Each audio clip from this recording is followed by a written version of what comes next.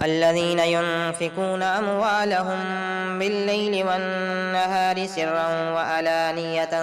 فلهم أجرهم عند ربهم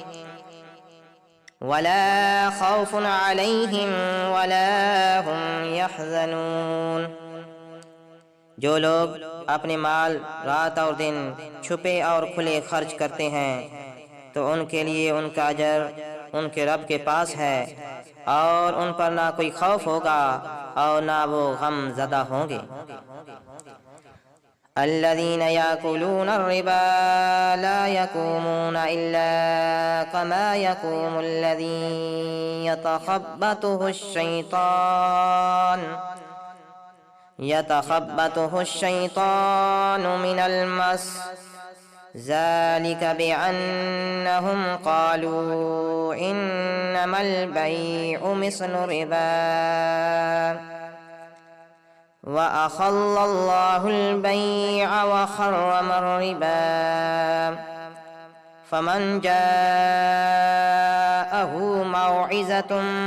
من ربه فانتهى فله ما سلف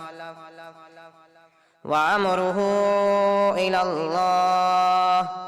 ومن عاد فأولئك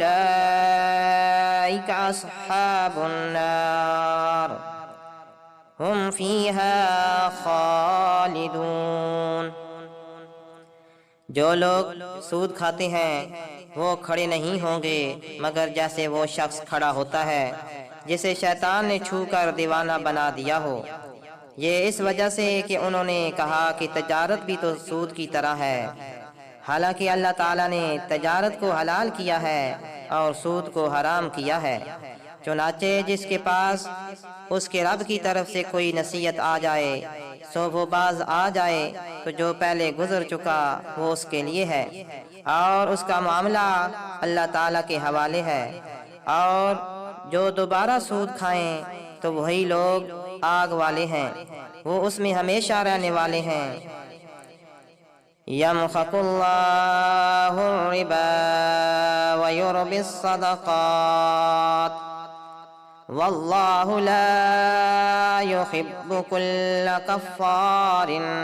اثیم۔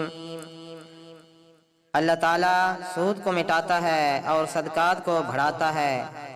اور اللہ تعالیٰ کسی ناشکرے گناہگار کو پسند نہیں کرتا۔